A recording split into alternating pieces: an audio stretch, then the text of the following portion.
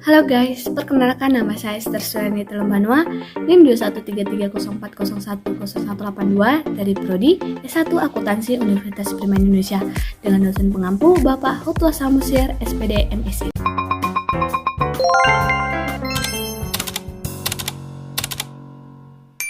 Nah, di sini saya akan melanjutkan menjelaskan tentang sistem pengendalian intern, sistem informasi akuntansi. Nah, yang pertama ada ancaman atas sistem informasi akuntansi. Ancaman pertama ada yang dihadapi perusahaan adalah kehancuran karena bencana alam dan politik seperti kebakaran atau panas yang berlebihan, banjir, gempa bumi, badai angin, dan perang. Ancaman yang kedua bagi perusahaan adalah kesalahan pada software dan tidak berfungsinya peralatan seperti kegagalan hardware. Nah, ancaman yang ketiga bagi perusahaan adalah tindakan yang tidak disengaja seperti kecelakaan yang disebabkan kecerobohan manusia, kesalahan tidak disengaja karena teledor, kehilangan atau salah meletakkan, kesalahan logika, sistem yang tidak memenuhi kebutuhan perusahaan, kesalahan atau terdapat kerusakan pada software, kegagalan sistem operasi, gangguan dan fluktuasi listrik, serta kesalahan pengiriman data yang tidak terdeteksi. Ancaman yang keempat yang dihadapi perusahaan adalah tindakan disengaja seperti sabotase, penipuan, komputer, dan penggelapan. Nah, selanjutnya ada mengapa ancaman-ancaman sistem informasi akuntansi meningkat. Yang pertama, peningkatan jumlah sistem klien atau server memiliki arti bahwa informasi tersedia bagi para pekerja yang tidak baik. Yang kedua, oleh karena LAN dan sistem klien atau server mendistribusikan data ke banyak pemakai, mereka lebih sulit dikendalikan daripada sistem komputer utama yang terpusat. Nah, yang ketiga, WAN memberikan pelanggan dan pemasok akses ke sistem dan data mereka satu sama lain yang menimbulkan kekhawatiran dalam hal kerahasiaan. Nah, selanjutnya yang ketiga, tinjauan penyeluruh konsep-konsep pengendalian. Pengendalian internal adalah bencana organisasi dan metode bisnis yang dipergunakan untuk menjaga aset, memberikan informasi yang akurat dan andal, mendorong dan memperbaiki efisiensi jalannya organisasi, serta mendorong kesesuaian dengan kebijakan yang telah ditetapkan. Selanjutnya ada yang keempat, klasifikasi pengendalian internal. Nah, prosedur-prosedur pengendalian khusus yang digunakan dalam sistem pengendalian internal dan pengendalian manajemen mungkin dikelompokkan menggunakan 4 kelompok pengendalian internal sebagai berikut ini. Yang pertama, pengendalian untuk pencegahan, pengendalian untuk pemeriksaan, dan pengendalian korektif. Yang kedua, pengendalian umum dan pengendalian aplikasi. Yang ketiga, pengendalian administrasi dan pengendalian akuntansi. Yang keempat, pengendalian input proses dan output. 5 komponen model pengendalian internal COSO atau COSO yang saling berhubungan. Yang pertama, lingkungan pengendalian. Yang kedua, aktivitas pengendalian. Yang ketiga, penilaian risiko. Yang keempat, informasi dan komunikasi. Dan yang kelima, pengawasan atau monitoring. Nah, yang kelima ada lingkungan dan aktivitas pengendalian. Lingkungan pengendalian terdiri dari faktor-faktor berikut, yaitu komitmen atas integritas dan nilai-nilai etika.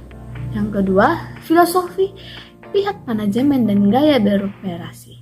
Yang ketiga, struktur organisasi organisasional. 4. Badan audit Dewan Komisaris. 5.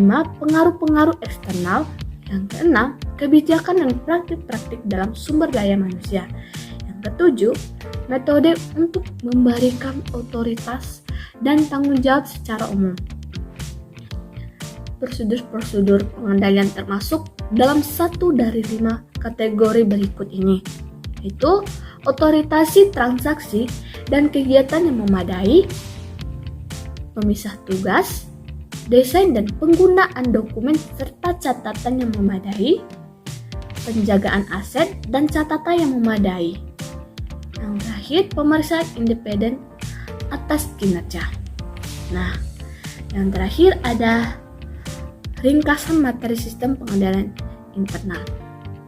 Sistem pengendalian intern suatu perencanaan yang meliputi struktur organisasi dan semua metode dan alat-alat yang dikoordinasikan yang digunakan di dalam perusahaan dengan tujuan untuk menjaga keamanan harta milik perusahaan, memeriksa ketelitian dan kebenaran data akuntansi, mendorong efisiensi, dan membantu mendorong dipatuhinya kebijakan manajemen yang telah ditetapkan.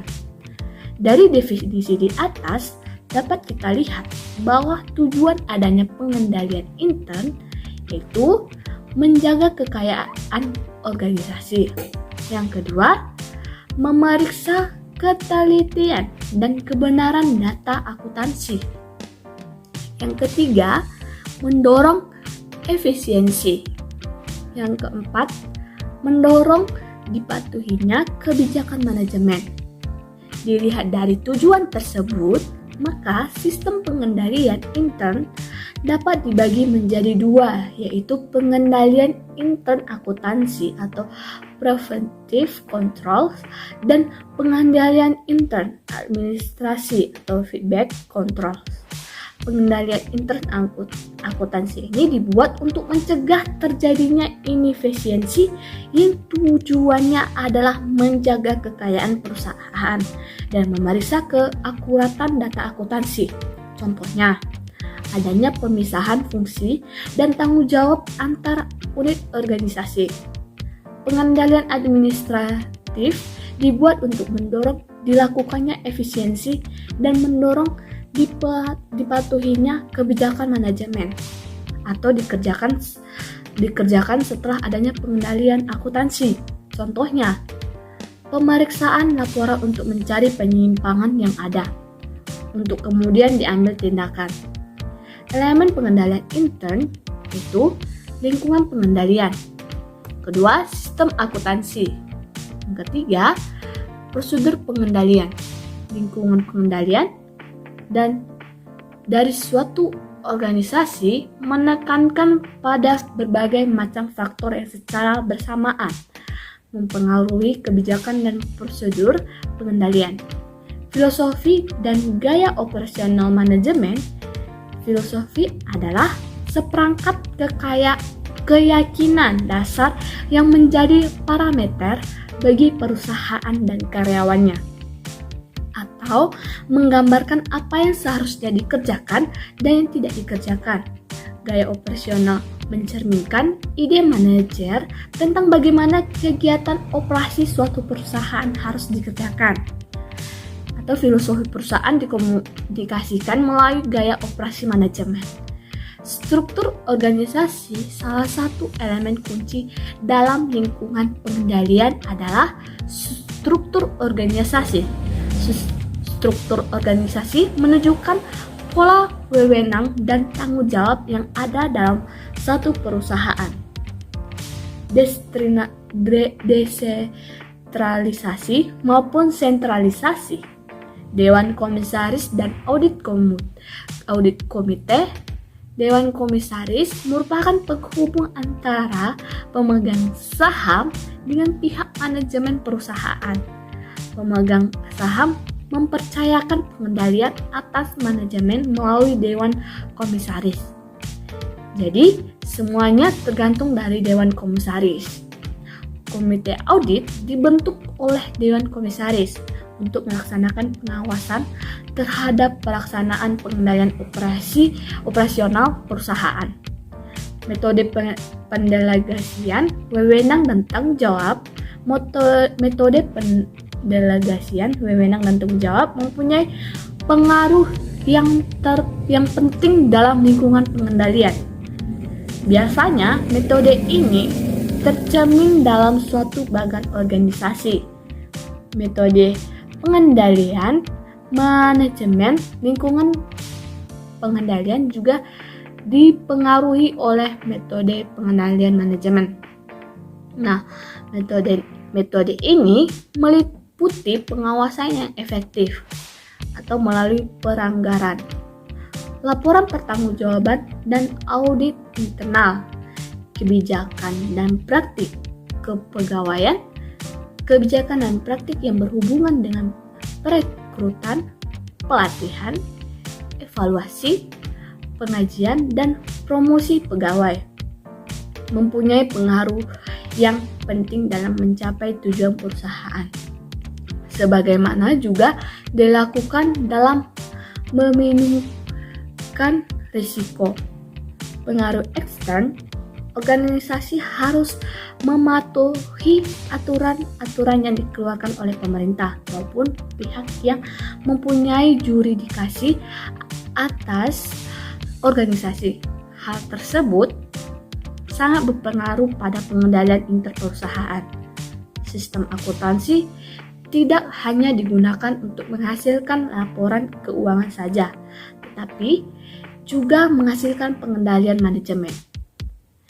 Prosedur pengendalian merupakan kebijakan dan aturan mengenai kelakuan karyawan yang dibuat untuk menjamin bahwa tujuan pengendalian manajemen dapat tercapai. Secara umum, prosedur pengendalian yang baik terdiri dari yang pertama itu ada penggunaan wewenang secara tepat untuk melakukan suatu kegiatan atau transaksi. Nah, yang kedua itu pembagian tugas. Yang ketiga, pembuatan dan penggunaan dokumen dan catatan yang memadai. Yang keempat, keamanan yang memadai terhadap aset dan catatan. Yang kelima, pengecekan independen terhadap kinerja. Penggunaan wewenang secara tepat dalam organisasi, setiap transaksi hanya terjadi atas dasar otorisasi dari pejabat yang memiliki wewenang untuk menyetujui terjadinya transaksi tersebut. Oleh karena itu, dalam organisasi harus dibuat sistem yang mengatur pembagian wewenang untuk otorisasi atas terlaksananya setiap transaksi. Dengan adanya pembagian wewenang ini akan mempermudah jika akan dilakukan audit trial, karena otorisasi membatasi aktivitas transaksi hanya pada orang-orang terpilih. Otorisasi mencegah terjadinya penyelewengan transaksi kepada orang lain. Nah, misalnya ada pembagian tugas. Pembagian tugas ini memisahkan fungsi operasi dan penyimpanan dari fungsi akuntansi atau pencatatan. Dan suatu fungsi tidak boleh melaksanakan semua tahap suatu transaksi. Dengan memisahkan fungsi operasi dan penyimpanan dari fungsi catatan akuntansi yang disiapkan dapat mencerminkan transaksi yang sesungguhnya terjadi pada fungsi operasi dan fungsi penyimpanan. Jika semua fungsi disatukan, akan membuka kemungkinan terjadinya pencatatan transaksi yang sebenarnya tidak terjadi, sehingga informasi akuntansi yang dihasilkan tidak dapat dipercaya kebenarannya. Dan sebagai akibatnya, kekayaan organisasi tidak terjamin keamanannya. Demikian penjelasan singkat tentang sistem pengendalian intern sistem informasi akuntansi.